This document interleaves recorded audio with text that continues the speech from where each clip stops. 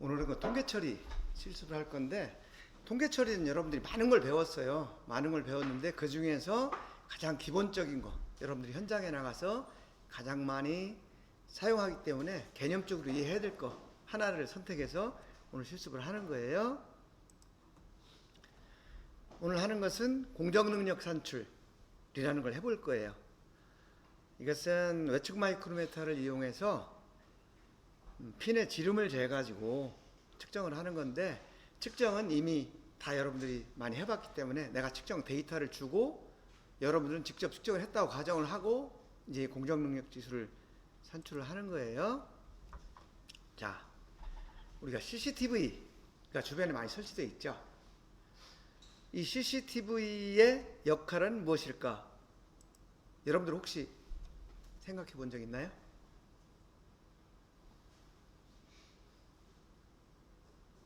이 CCTV는 여러 가지 기능이 있는데 그 중에서 이제 오늘 수업하고 관련된 거를 간단히 얘기를 해보면 이제 두 가지 기능을 우리가 생각을 해보려고 하는 거예요. 첫 번째는 이 CCTV가 계속 이렇게 비추고 있죠. 그러나 모든 상황을 다 기록을 하고 있어요. 그래서 첫 번째 기능은 사고가 발생했을 경우에 자료를 여기서 찾을 수 있다는 거죠.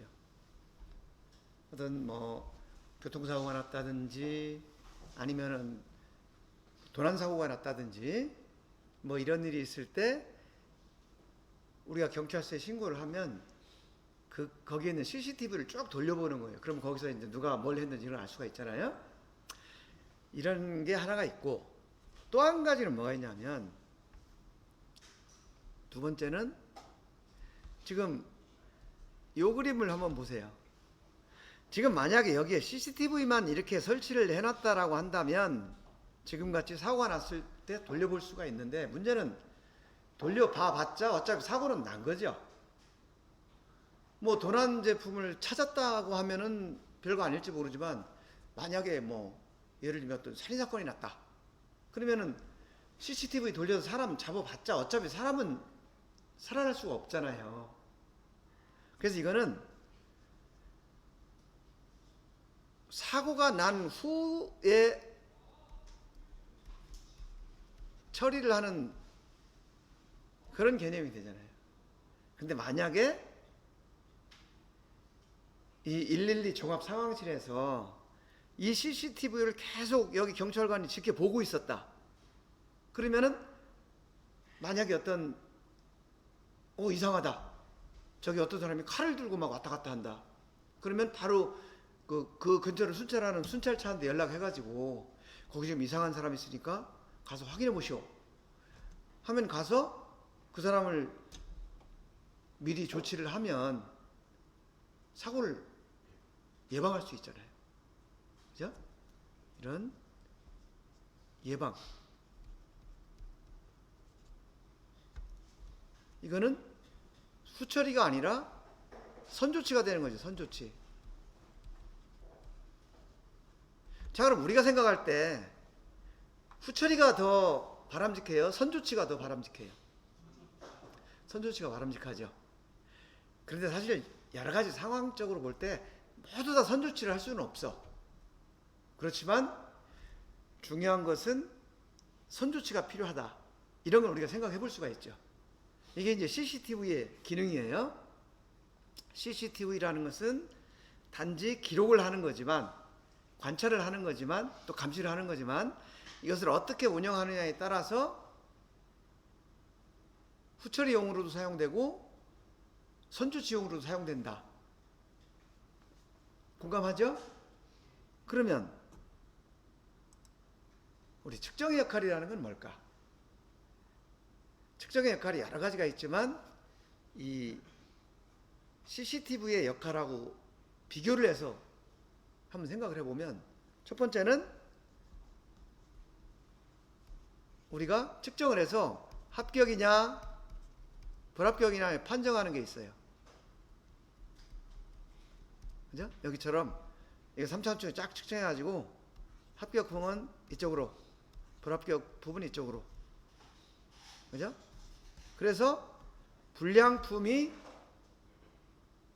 생산 그 조립 라인에 흘러 들어가지 않게 하는 역할. 이것도 물론 이제 그 조립이라는 기능으로 보면 사전 조치가 되긴 하는 거죠. 그렇지만 가공이라는 입장에서 보면 어차피 이건 가공 끝난 거야. 불량 나면 못 쓰는 거잖아요. 그죠? 그래서 이것은 후처리가 된다는 후처리. 사후 조치. 근데 만약에 아까 CCTV처럼 이렇게 계속 그 생산 라인을 보고 있다가 뭔가 이상하다? 불량이 날 것 같은데? 라는 것을 그 모니터링을 해서 이상한 그런 어떤 움직임이 발견이 되면 미리 조치를 해서 불량이 나지 않도록 하는 기능이 있다 라고 하면 그게 예방이죠. 뭐를 예방하는 거예요? 품질 불량. 품질, 이게 사고예요, 사고. 불량 나는 것도 품질, 이 사고가 나는 거죠. 그게 품질 사고를 예방할 수가 있다는 거죠. 이것도 선조치가 되는 거예요. 그래서 우리가 측정을 하는 것도 전부 이런 예방조치를 100% 할 수는 없어요. 경우에 따라서는 측정하고 난 것을 합격, 불합격을 판정도 하지만 또 어떤 경우에는 이런 품질 사고가 나지 않기 위해서 예방 활동을 해야 된다. 그죠? 그게 중요해요. 그래서 오늘 지금 하려고 하는 이 공정 능력 지수라는 것은 바로 이 품질 사고를 예방하는 조치에 해당이 되는 거예요. 굉장히 중요한 거죠. 어찌 보면 합격, 불합격을 판정하는 일보다 더 중요한 일이에요.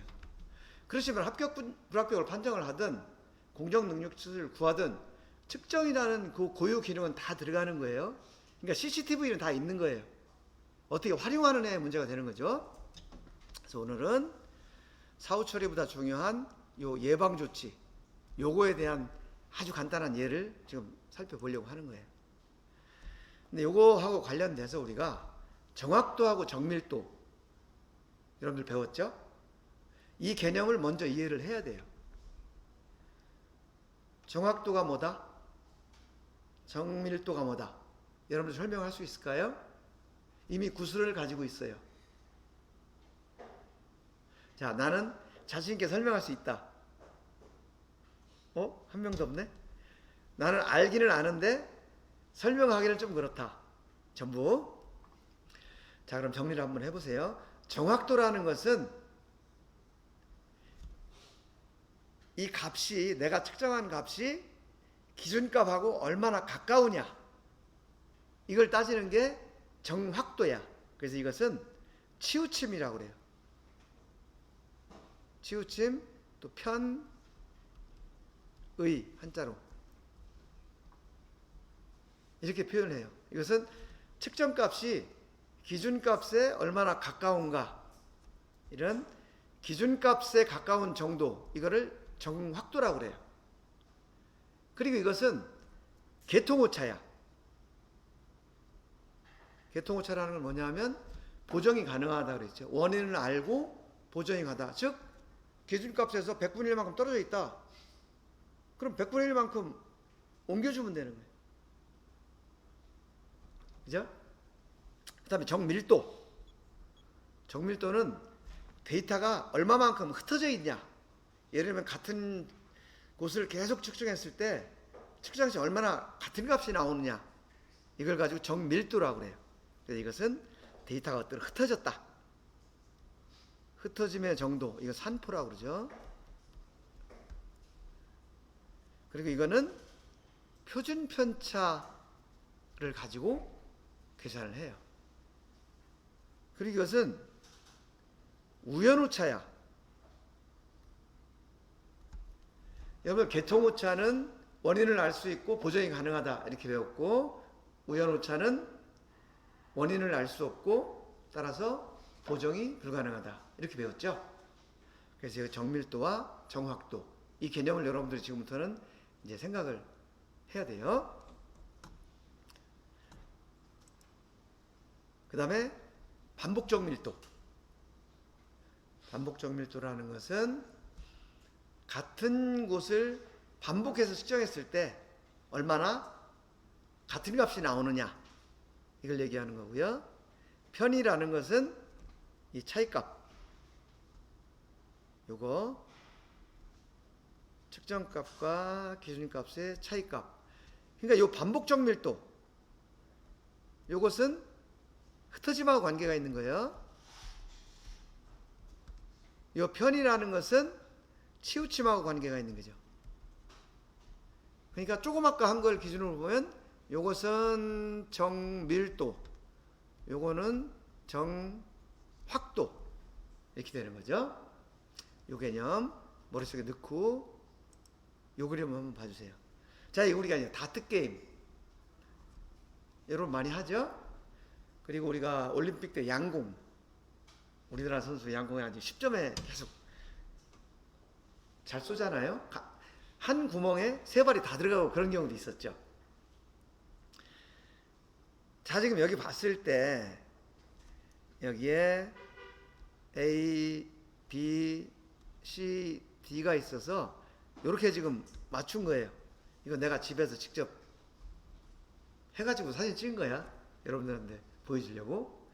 자, 그래서 A는 600점, B는 320점, C는 160점, D는 220점. 이게 점수가 나왔어요.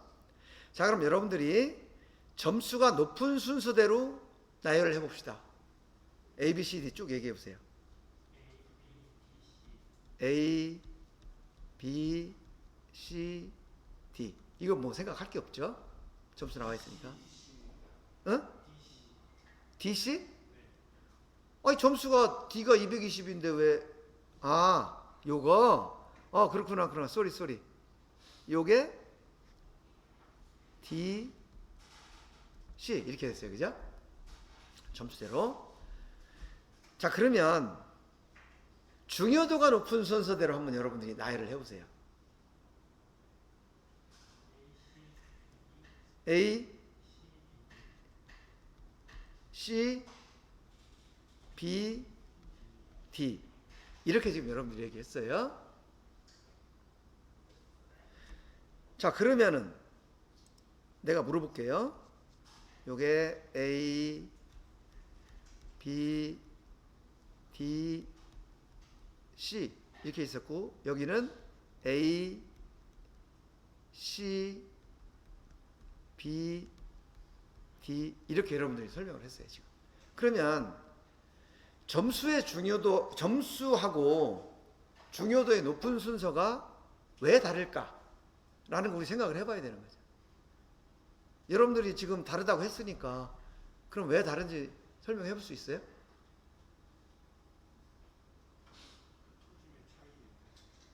네. 그렇죠. 여러분들이 이미 다 잘 알고 있는 거예요.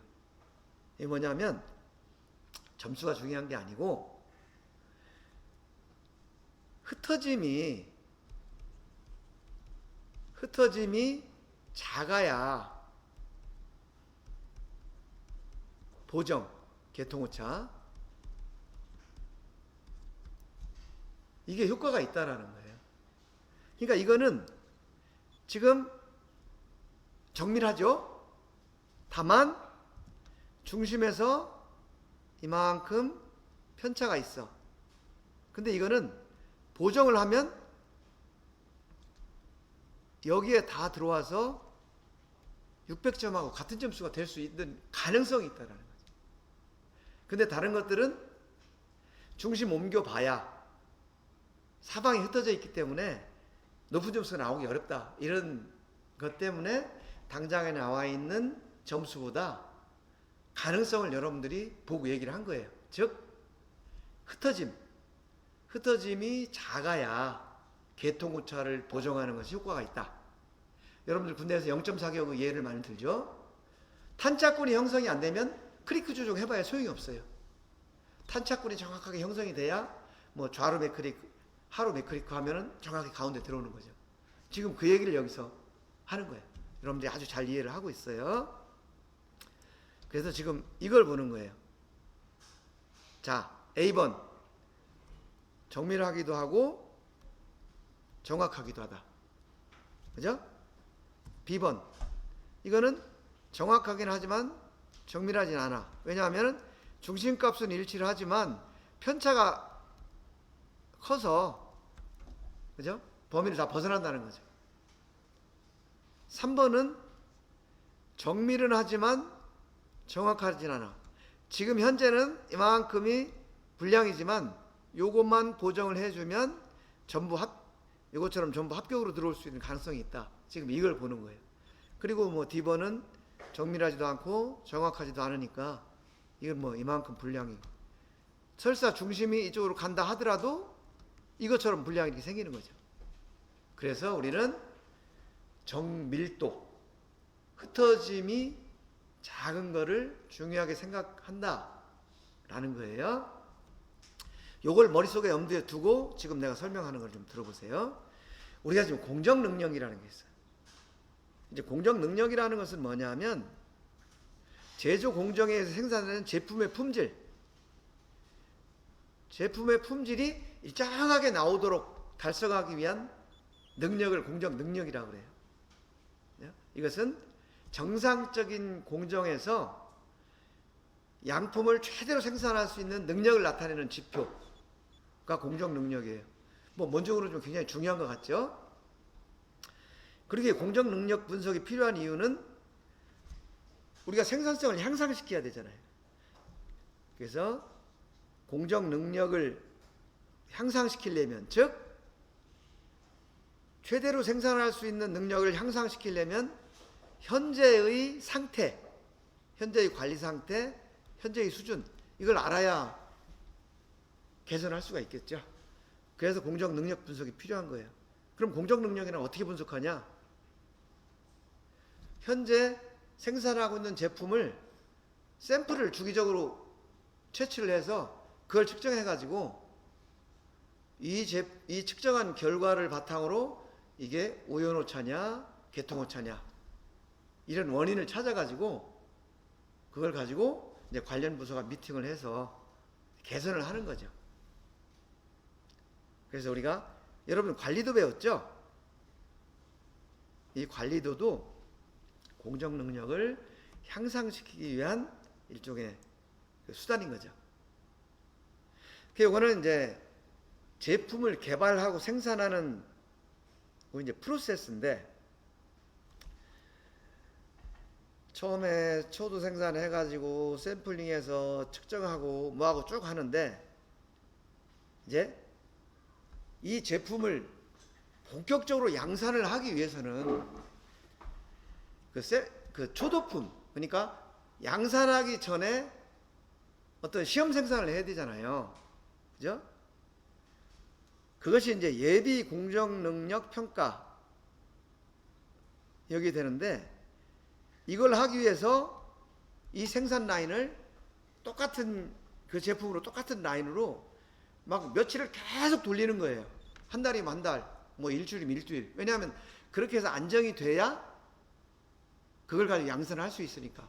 그래서 그렇게 한 달 동안 돌리면서 설비의 문제점, 뭐 라인의 문제점, 작업자의 문제점 이런 걸 다 찾아내는데, 그 중에서 제품을 샘플을 채취하다가 공정 능력을 분석하는 이런 작업을 하는데, 그때 분석하는 공정 능력을 PPK라고 그래요.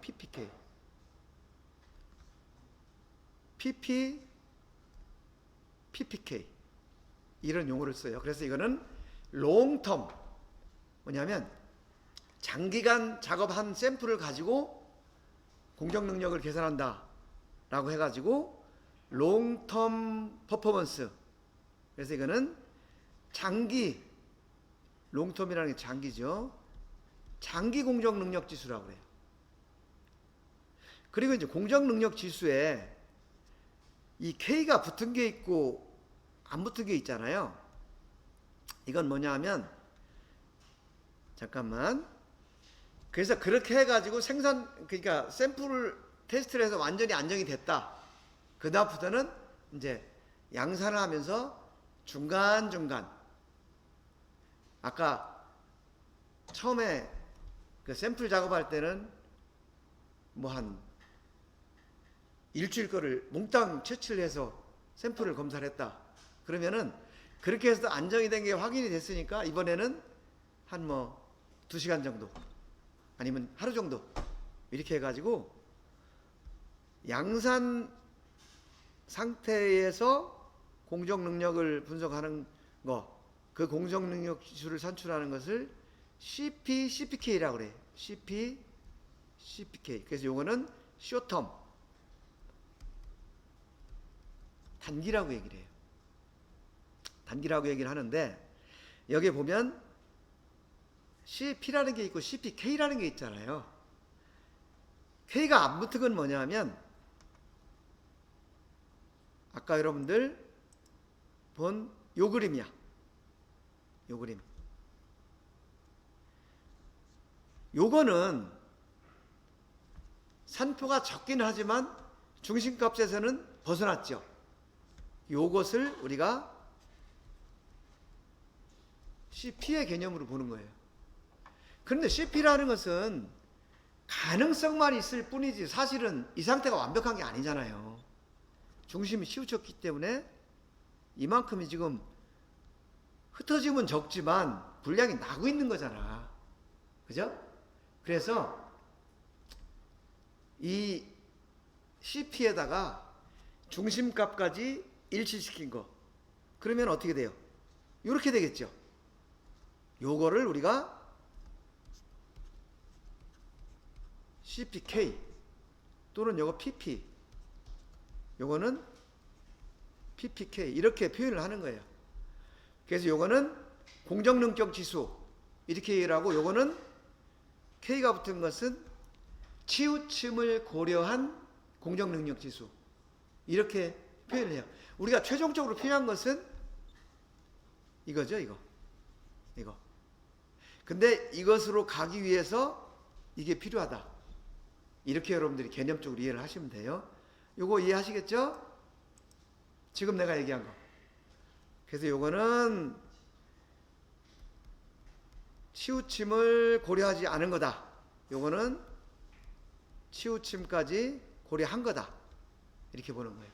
그래서 개발 단계에서는 요 값을 가지고 판단을 하고 이제 양산 단계에서는 요 값을 가지고 판단을 한다. 이렇게 이해를 하면 돼요. 아시겠죠? 자, 그럼 공정 능력 지수. 아까는 공정 능력을 얘기한 거고 이번에는 공정 능력 지수인데 공정 능력 지수는 공정 능력의 가능성 내지 잠재력을 나타내는 척도. 즉 공정 능력 지수를 뽑아 보면 얼마나 분량이 나올지 예상을 할 수 있다는 거죠. 그래서 단기, 장기. 장기는 개발 단계에서, 단기는 양산 단계에서. 그 다음에 K가 붙은 게 있고 안 붙은 게 있는데 이 K라는 것은 카타요리라는 일본어예요. 일본어로 한쪽으로 치우친 값이다. 이런 뜻이에요.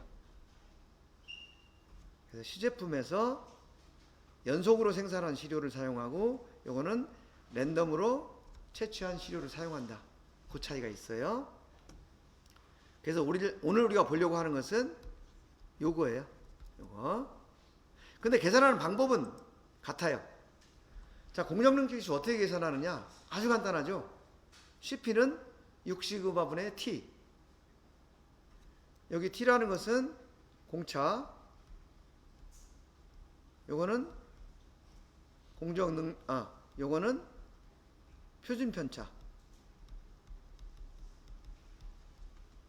근데 우리가 공차가 10에 플러스 마이너스 0.01 이렇게 주는 경우도 있고 10.0에 0 플러스 0.05 이렇게 주는 경우도 있죠.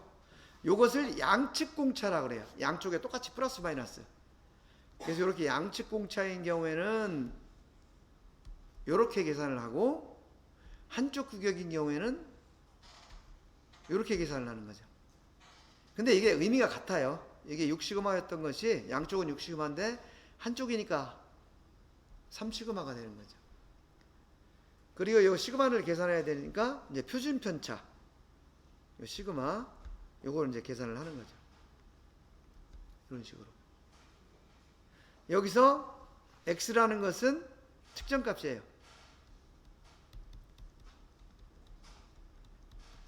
그죠? x반은 이 측정값들을 다 더해서 나눈 평균값.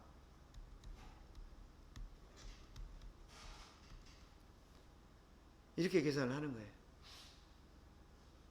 오케이? 네. 그래서 요거는 그냥 여러분들 통계 처리 시간에 배운 거기다 대입해서 계산하는 거예요. 나는 지금 이 개념을 지금 여러분들에게 얘기하는 거예요. 그런데 여기서 보면 이 CP를 계산할 때는 중심값이 치우쳤느냐 안 치우쳤느냐에 대한 내용이 없어요. 단지 얼마나 흩어진 정도가 크냐. 그 흩어진 정도가 이 표준편차라고 그랬잖아요. 산포. 표준편차만 가지고 CP를 구하는 거예요. 근데 아까 본 것처럼 CP가 저쪽 규격 밖에 있을 수도 있고 규격 근처에 있을 수 있다는 거죠. 중요한 것은 이것을 중심값을 끌어와야 되는 거죠. 그래서 치우침을 고려한 공정능력지수에서 CP, K를 계산을 해야 되는 거죠. 즉 기준값은 여기 있는데 측정값, 평균값이 여기 있다. 그러면 지금 요만큼 차이가 있는 거죠. 요만큼. 그래서 CPK라는 것은 어떻게 구하느냐 하면은 CP에다가 1-K라는 것을 곱한 값이에요. 그러면 CP하고 CPK가 값이 같아지려면은 어떻게 해야 돼요? K가 0이 돼야 되겠죠. K가 0이 되면 1-K가 1이 되잖아요. 그러니까 1 곱하기 CP 하니까 이거는 CP하고 같은 값이 되는 거예요. 최악의 경우는 뭐예요? K가 1이 되는 경우죠. 그래서 K가 1이 되는 경우는 이건 우리가 고려할 필요가 없는 거죠. 그래서 이 K라는 것을 카타요리, 그죠? 이 치우침도라고 얘기를 하는데 이거는 뭐냐면 요 기준값에서 평균값 요것을 뺀 거의 절대값이에요. 그러니까 이것이 만약에 일치했다. 그죠? M하고 뮤가 같다. 그러면 얘가 얼마가 돼요? 0이 되죠. 그러니까 K가 0이 되는 거예요. 그러면 이게 이제 같아지는 이런 경우가 되는 거죠. 다시 말해서 개념적으로 보면 흩어짐이 작고 중심값이 기준값하고 가까울수록 CPK가 좋다. 이런 거죠. 이게 단순한 거예요. 어찌 보면은 당연한 거고. 그래서 이 K를 이게 구해가지고 여기다 대입을 해서 CPK를 구하면 되는 거예요. 이제 공정 능력 B라는 것은 6시그마분의 T를 뒤집어 놓은 거죠. 이렇게 보시면 되고요. 자, 그럼 이렇게 계산을 했는데 CP가 이게 엄밀히 CP가 아니고 CPK라고 봐야 돼요. 여기서 CP라고 그랬는데 이거는 CPK라고 여러분들이 봐야 돼요. CPK가 1.33 이상이다. 그러면 이제 현재 공정의 능력이 충분하니까 현재 상태로만 계속 관리를 해야 유지할 수 있도록 관리를 해야 이런 뜻이에요. 그 다음에 요거 CPK가 1.0에서 1.33 사이다. 그러면 공정 능력을 뭔가 좀 개선을 해서 1.33 이상으로 높여라 하는 거예요. 그럼 여기서 개설을 할 때 뭘 해야 돼요? 분석을 해보면 이것이 CP의 값의 문제인가 K 값의 문제인가를 이제 분석을 하는 거죠. 이 CP 값이라는 것 결국 흩어짐, 데이터가 막 왔다 갔다 해서 문제가 된 건지 아니면 중심값이 틀어져서 문제가 된 건지, 그죠? 이걸 보는 거예요. 그 다음에 뭐 CPK가 0.67하고 1 사이 또는 0.67 미만, 이런 경우는 사실 우리가 좀 고려하기가 어려워. 이거는 라인을 새로 깔든지 뭔가 이런 문제가 되기 때문에 우리는 주로 이제 요거하고 요 경우로 이제 생각을 하는 거예요. 자, 그러면은 공정 능력이라는 게 뭐다? PP, PPK, CP, CPK 개념 이해했고요. 그 다음에 최종적으로는 CPK가 중요하지만 CP를 중요하게 생각하는 이유는 보정이 가능하기 때문에 그렇다 라는 거고요. CP는 정밀도, 흩어짐 요거하고 관계가 있다. 그리고 그 흩어짐은 표준 편차를 가지고 표현할 수 있다. 이렇게 지금 얘기를 한 거예요. 여기까지 이해하겠죠? 그래서 여러분들 과제 준 거는 계산을 한번 해보면 어디에 해당되는지 나오고 자기가 요 판단을 할 수 있어요. 자, 요약을 해보면 CP를 산출하는 목적이 뭐냐? 현재의 생산 라인이 안정되어 있는가 라는 것을 확인하고, 만약에 이상 징후가 발생되면 이것을 방지하기 위해서 CP를 산출한다. 근데 이 CP는 불량 났다고 CP를 재는 게 아니에요. 생산 라인이 정상적으로 가동되고 있는 상태에서 이상이 생기지 않도록 예방 차원에서 이 활동을 하는 거야. 문제인지 아시겠죠? 그래서 이거는 생산 라인이 정상적인 상태에서, 그러니까 이거는 불량이 발생했다. 이거는 뭐 사후 조치가 아니라는 거예요. 다시 말해서 공정 능력 산출하기 위해서 제품 측정하면 다 합격일 거라는 거죠. 단지 이제 편차가 좀 더 커지냐 작아지냐, 중심값이 좀 움직이냐, 이걸 보는 거예요. 그러면 요거는 이제 언제 검사하느냐라는 거고요. 얼마 만에 한 번씩 그러면 검사를 해야 되느냐, CP를 산출해야 되냐, 이거는 이제 생산 수량이나 이런 것들을 고려해서 그 회사의 사정에 맞게 이제 주기를 만들면 되고요. 그 다음에 공정 능력 지수에 영향을 주는 요인이 뭐냐? 아까 CPK는 6시그마분의 T, 그죠? 이거 곱하기 뭐였어요? 1 마이너스 K 이랬죠? K는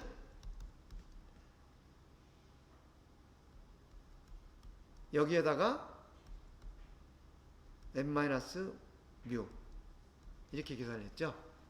그러니까 공정 능력에 영향을 주는 요인은 공차, 그 다음에 시그마, 표준 편차, 그 다음에 치우침, 요 세 가지가 주요 요인인 거죠. 공차는 설계 과정에서 결정하는 거고, 이건 제품 성능하고 관련이 되는 거고요. 그 다음에 표준 편차는 장비 성능이라든지 뭐 공구라든지 환경이라든지 이런 것 때문에 나타날 수가 있고, 그 다음에 치우침, 요거는 작업자가 어떤 세팅을 잘못했다든지, 예를 들면 프로그램을 뭐 프로그램에서 기준값을 잘못 입력했다든지, 그 다음에 이런 것들을 이제 공정 관리하는 사람이 발견을 못했을 때 이 치우침이 발생하는 거죠. 요게 공정 능력에 영향을 주는 요인이다. 그러면 공정 능력을 향상시키기 위해서는 뭐 해야 되냐? 이것도 뻔하죠. 공차를 늘린다든지, 표준 편차를 줄인다든지, 치우침을 줄인다든지, 이거예요. 공정 능력 부족 시 어떻게 대책을 어떻게 할 거냐? 공정관리 담당자, 지금 대책이라는 것은 결국은 공차, 시그마, 치우침, 이거를 해결하는 거예요. 근데 이거는 해결할 수가 없죠. 이거는 설계 문제니까. 이건 빼고 산포, 그 다음에 치우침. 공정관리 담당자는 라인에 있는 설비 점검, 작업자 교육, 그 다음에 CNC 프로그램, 공정도 이런 것들을 이제 점검을 하는 작업을 해야 되고, 환경 점검하는 작업도 해야 되겠죠. 그 다음에 이제 품질 관리 담당자, 이제 여러분이에요. 여러분들은 이것이 100% 생산 현장에서 나온 건지, 아니면 측정기 교정이 잘못돼 가지고, 교정이 잘못되면 오차가 있을 수 있거든요. 교정 상태 다시 확인하고 검사 기준서를 잘 준수해서, 여러분들 그런 거 있죠? 좌표계를 제대로 잡았는지, 프로브 교정 제대로 했는지, 또 데이터 표적 지시한 대로 준수했는지, 이런 것들을 확인하는 거예요. 그 다음에 측정하는 사람이 피곤한 상태에서 측정을 해가지고 측정을 잘못했을 수도 있잖아요. 그죠? 어제 밤새 술 마시고 왔는데 아침에 와서 이거 하라고 하니까 허거지로 했어. 그러면 이런 문제를 할 수가 있잖아요. 그러면은 측정 잘못해가지고 엉뚱한 공정을 개선하라고 할 수가 있잖아요. 이거는 굉장히 위험한 일이다. 그래서 요 품질관리 담당자가 해야 될 일, 요거 여러분들이 특별히 이제 주의해야 되는 거예요. 그래서 이제 현장에 가면은 내가 해야 될 일은 뭔가, 요거를 잘 생각을 해야 되는 거예요. 그래서 여러분들 그 과제하면서 요걸 한번 생각해 보세요. 그다음에 경영자, 사장님 입장에서는 공장 환경을 새로 싹 에어컨도 놓고 뭐 해야 되는 건지, 설비를 다 교체를 해야 되는 건지, 수리를 해야 되는 건지, 이런 거 점검해야 되겠죠. 근데 이렇게 하려면은 거기에 들어가는 돈에 비해서 앞으로 그럼 그렇게 해서 얼마나 이익이 날 건가 이제 검토를 해야 되겠죠. 그래서 사장님은 이 사업, 이 아이템을 계속 할 건가, 이런 걸 고민할 거고, 그 다음에 이제 측정, 설계, 공정관리, 이 담당자들은 같이 모여서 정보를 공유해서 어떤 것 때문에 이런 일이 났을까 하는 거를 요인을 찾아야 되고, 그 다음에 요걸 할 때 이제 관리도를 보면은 뭐 데이터가 튀고 이런 것들이 이제 나오잖아요. 그럼 요 순간에 어떤 일이 있었는가, 뭐 이런 것도 서로 하는 거죠. 그 다음에 이거는 뭐 아주 특별한 경우에는 설계실에다가 이 공차 정말 필요한 거냐, 공차를 조금 늘려주면 안 되냐, T가 늘어나면 공정률이 올라가잖아요. 그래서 이런 공차를 설계 쪽에서 재검토하는 거, 이런 것까지도 이제 서로 협의를 해봐야 되고, 또 기타 필요한 사항이 있으면 이제 조치를 하는, 이런 과정이 이 공정능력 지수를 산출해야 되는 목적, 산출하는 방법, 공정능력 지수의 의미, 그걸 산출했을 때 값을 가지고 어떤 판단, 또 그 판단이 나왔을 때 어떻게 조치해야 될 건가, 각자의 역할, 이런 것들을 전체적으로 개념적으로 알아본 거예요. 자, 그럼 지금까지 설명한 것을 바탕으로 이제 여러분들 계산해 보면 이게 어디다 쓰이고 왜 중요하고, 엄청 중요하죠? 또 내가 해야 될 일은 뭐고, 이런 거 충분히 이해하시겠죠? 네. 여러분들이 요거 도면을 준 거예요. 이 도면인데, 지금 이게 상한 치수고 이게 하한 치수예요. 그러면 상한 치수 빼기 하한 치수 하면은 공차가 나오죠? 공차. 이게 0.05예요. 그죠? 그런데 이것만 가지고는 이 K를 구할 수가 없죠. K. 왜냐하면 K라는 것은 규격하고 측정값의 평균의 절대치니까, 그래서 이 규격을 계산하기 위해서 이 공차를 양측 균등 공차로 변경해라 하고 도면에 나와 있는 거예요. 그럼 얼마가 돼요? 이것은 14.975 플러스 마이너스 0.025 이렇게 돼요. 그래서 이걸 가지고 구하고 판단하고 이걸 확보하기 위해서 설계부서와 협의해야 될 항목, 공차죠. 그래서 요거는 내가 계산해 본 거예요. 도면에 규격대로 있을 때 측정값, 이 측정값의 평균은 다 더해가지고 나누기 10한 거죠. 이게 평균값이에요. 그 다음에 측정값에서 평균값을 뺀 거의 제곱, 이 값들이 나온 거고요. 이거를 다 더하니까 이 값이 나왔고, 그 다음에 표준편차를 구했더니 이 값이 나왔고, CP를 구했더니 이게 나왔고, CPK를 구했더니 이게 나왔고, CPK는 이게 나왔어요. 그래서 CP는 1.18, CPK는 0.94이 나왔어요. 그러니까 다 불충분한 거죠. 공정 능력이 이제 부족한 걸로 나왔고요. 그 다음에 공차를 조금 설계실하고 협의해서 늘려봤어. 0.02였는데 0.03으로 0.005를 늘려봤어요. 나머지 계산값은 다 똑같아요. t만 변하는 거니까. 이렇게 계산을 해봤더니 CP는 충분히 나오는데 우리가 필요로 하는 CPK는 여전히 좀 불충분하더라. 그래서 요거를 0.034로 늘려봤더니 이제 CPK가 전부 이제 충분한 값이 1.33 이상이 나오더라. 이런 거를 그냥 한번 해본 거예요, 내가. 여러분들도 요거 외워가지고 이렇게 하지 말고 직접 한번 해보면서 공차가 얼마나 변하면 CPK가 어떻게 변하는가, 요것들을 한번 계산을 해보고 그걸 가지고 또 레포트를 이렇게 작성해보시면 좋겠어요. 아시겠죠? 예. 특별한 질문 있나요? 예. 없으면 이걸로 마치고요. 여러분들 수고하셨습니다.